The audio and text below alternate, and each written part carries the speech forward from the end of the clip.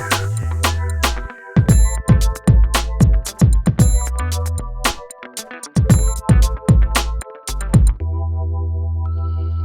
today we'll be showing you how to repair discolored, cracked, or broken concrete using Dr. for Concrete's Do-It-Yourself Home Concrete Repair Kit. The kit comes in a box like this. It'll come with a set of instructions on how to actually apply the product, a glue, and a sealer mix, and then the concrete mix itself that you use to do the repairs. You will need a group of tools, which is listed on your instructions. You will need something to mix with that you can attach to a drill. It's going to be your best choice. You can use an electric or a drill on a cord. Corded drills tend to work better for this application. You're going to need a 5-gallon mixing bucket, a trowel, a paint tray, a paintbrush, an extra little container, some sponges, a scrub brush, gallon container, a quart container, and all these things will come into play as we go. Some masking tape. That's just basically to keep everything that we want mud-free from the cement, to be free from the cement. And then our cleaner. First, we'll start with cleaning. Any degreasing cleaner will work. You just need to get some cleaner on the concrete, put some water to it. We'll take the scrub brush to it, clean it up really good.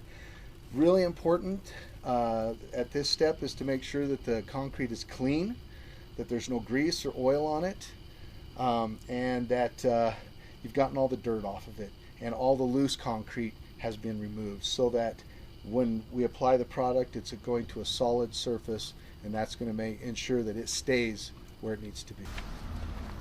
I'm going to put a little bit of this degreaser down.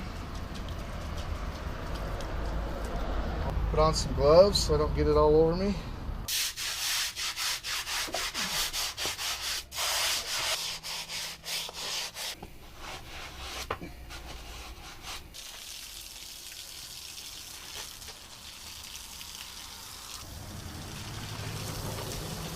Your area has been scrubbed down and cleaned properly and rinsed really, really well. You want to make sure you've gotten everything off of there. You're going to have a wet surface. Now you can either wait for that to dry, or if you happen to have a leaf blower, you can bring that out, blow all the water off of it. If it's damp, it's fine. You just can't have standing water or anything of that nature. What you want to take is get some masking tape, masking paper, something of that nature, to mask off anything on here that you don't want cement getting onto, such as the handrail or the brick or the siding. So we're going to mask those off now and then ensure that we keep them clean.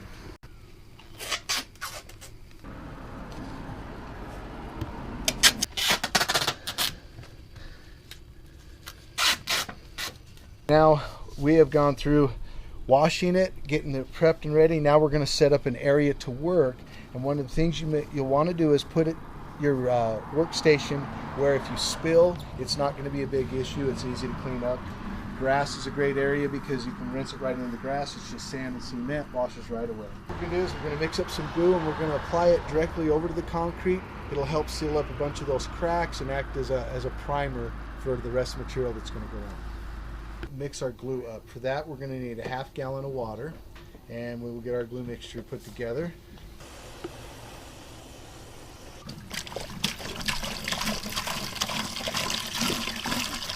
Bag, it'll be marked with the tag for glue, so you know that's what it is, and we add it right to the water.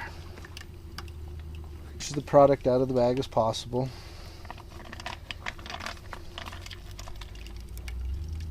You don't want to mix it too quickly, it'll foam up, and we don't want it foaming.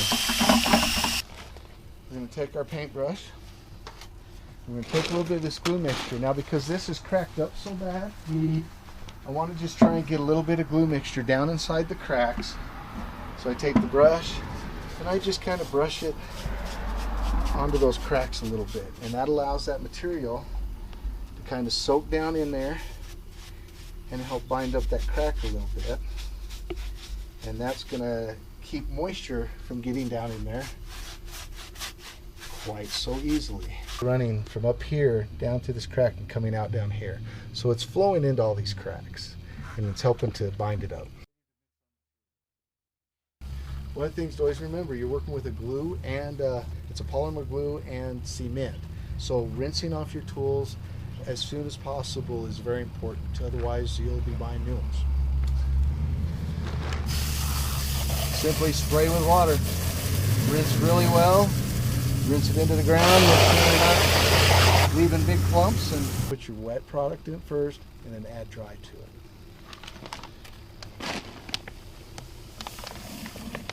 I'm going to put about half the bag, and then I'm going to mix it.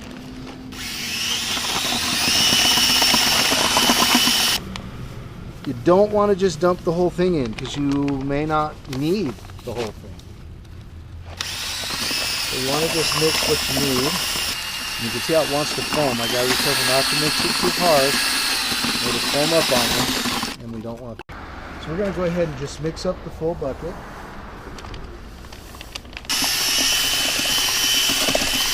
Still a little thicker than we like, so we're going to add a little more water. Always remember, add a little. You can always add more, you can't take away. So always do it slowly, little bits at a time. Now we're starting to get where we want to be. See that kind of creamy. It's not loose, too loose, but it's not too thick.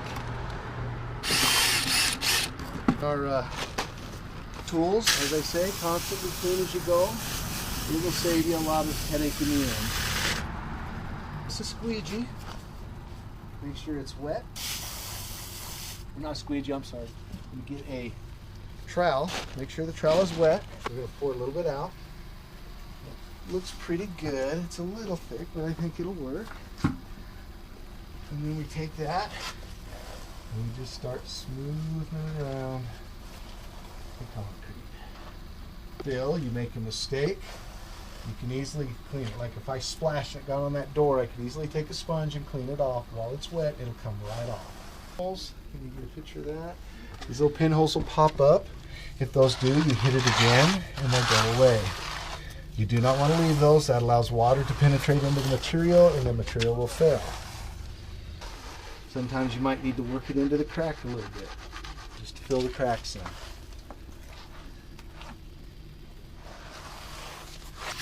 To mix it again, and just keep it good and mixed. Two can be really dry, and it will pull the moisture out of the glue, and your material will dry a little too quickly for you.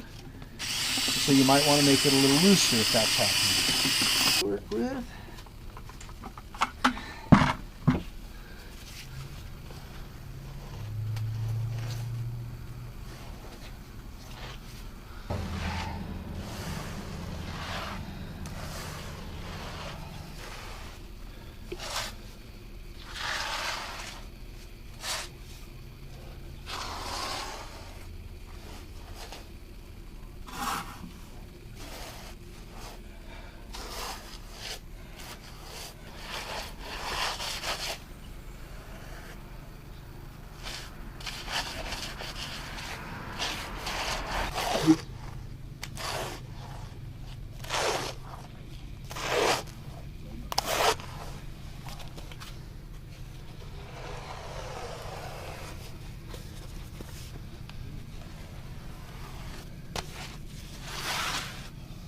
You're going to run into applications where your trowel isn't getting there, and that's where a brush can come in handy.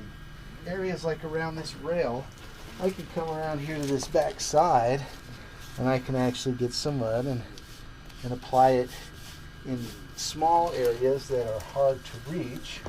Now if I was not coating down here, I would want to mask this so this mud wasn't getting on here.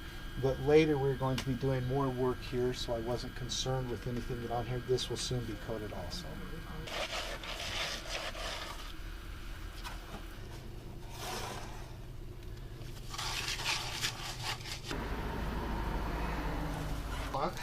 So I take me a sponge, I get it nice and wet, and I just come over and clean off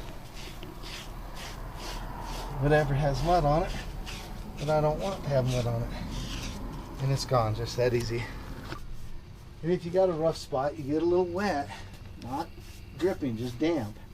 You can come in while that mud's still wet, you can move it around a little bit, fix any imperfections you might have made, and just give it a little better overall finished look. Now that we've achieved this, we allow it to dry. Once it's fully dry, we'll apply a sealer over the top of it. Keep going. Okay. Any material that falls down, don't try and get it off right away. If it's wet, just let it sit. As soon as it's dry, it'll sweep right off. If you try to mess with it, it will adhere to the other material.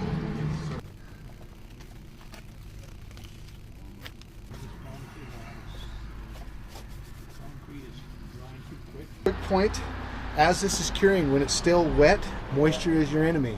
If it rains on this, it will wash it away if it's still wet, if it's not cured. So make sure you got a good warm day to do it on, that you're going to have a dry day all day, and don't let your sprinklers get on it until it's sealed.